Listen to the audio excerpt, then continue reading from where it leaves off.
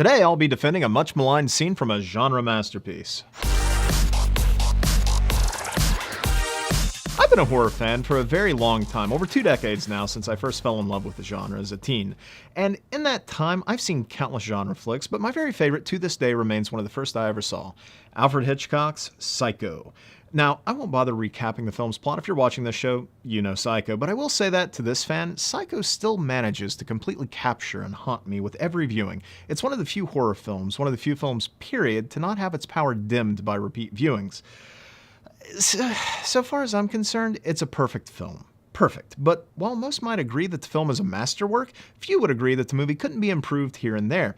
And one of the constantly mentioned issues that people seem to have with the film is its ending. No, not the climax, with its big reveal of Norman dressed as his own murderous mother, and not that amazing sequence where we see Norman but hear Mother's voice inside his head, "Why, she wouldn't even harm a fly." No, the problem that certain critics seem to have with the film is what falls in between those two moments.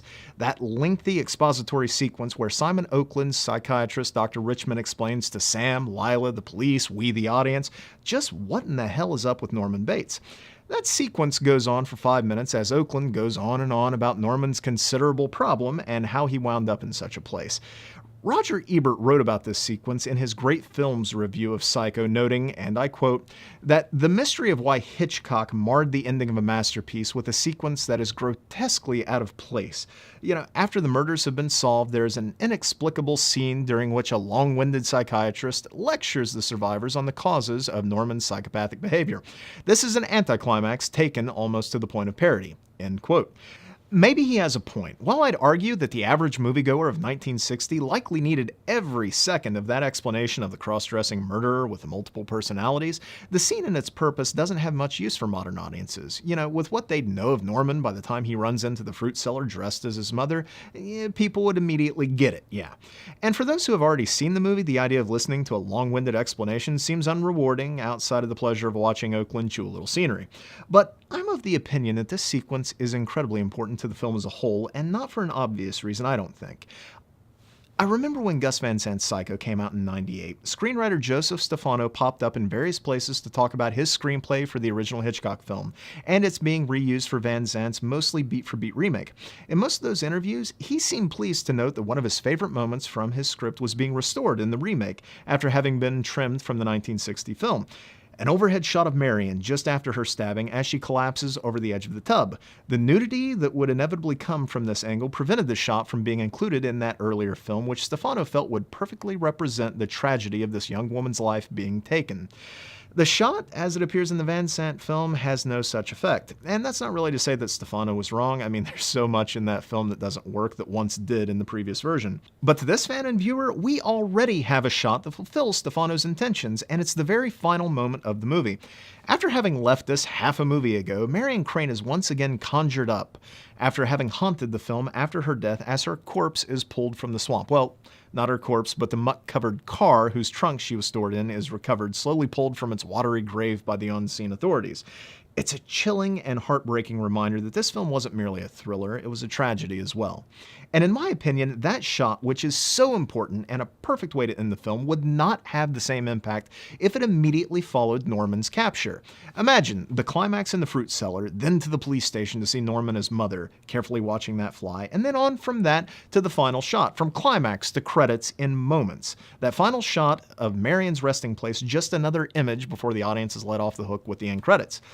To my mind, the psychiatrist scene isn't important because of its exposition, though I'd say it was important to see Sam and Lila coming to terms with everything that had happened, including Marion's fate. But no, the most important thing about this scene is how it affects the film's pacing. We need a breath, we need a beat after Norman's big reveal before we leave the story on that final heartbreaking shot. Remove or truncate Oakland's monologue and the following moments have less impact. For further proof, just check out Van Sant's remake, which cuts the monologue down considerably, condensing the original's 5-minute sequence to just under 3. It doesn't work. But again, that might be down to the film's all-around failure at working well at all. So to end, let's check out Roger Ebert's own ideas to how he might have improved Hitchcock's ending. In the aforementioned review, he notes, and I quote again, "If I were bold enough to re-edit Hitchcock's film, I would include only the doctor's first explanation of Norman's dual personality." Norman Bates no longer exists. He only half existed to begin with, and now the other half has taken over, probably for all time. Then I would cut out everything else the psychiatrist says and cut to the shots of Norman wrapped in the blanket. So that's how we're going to end this episode, with a recut version of Psycho's ending.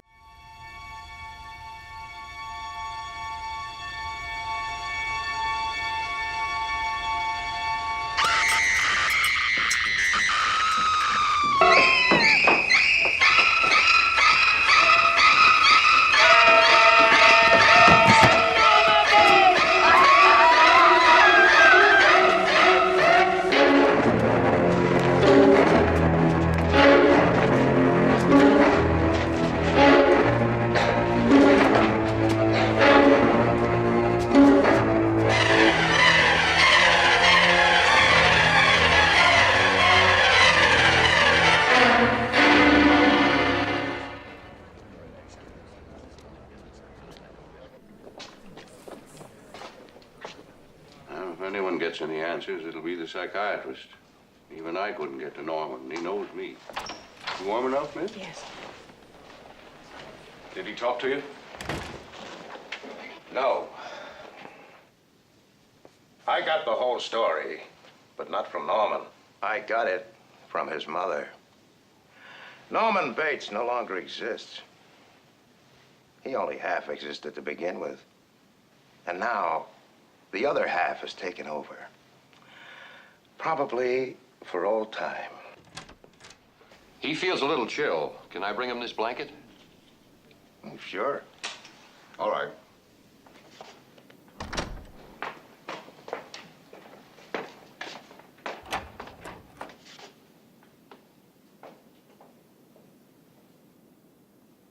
Thank you.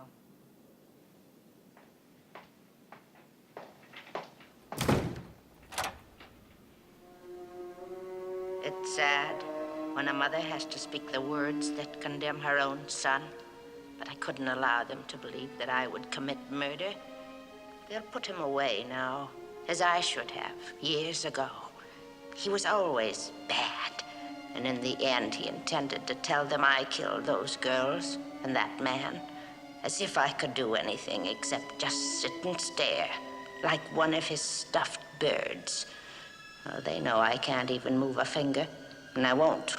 I'll just sit here and be quiet, just in case they do suspect me. They're probably watching me. Well, let them. Let them see what kind of a person I am. I'm not even gonna swat that fly. I hope they are watching. They'll see. They'll see, and they'll know, and they'll say, why, she wouldn't even harm a fly.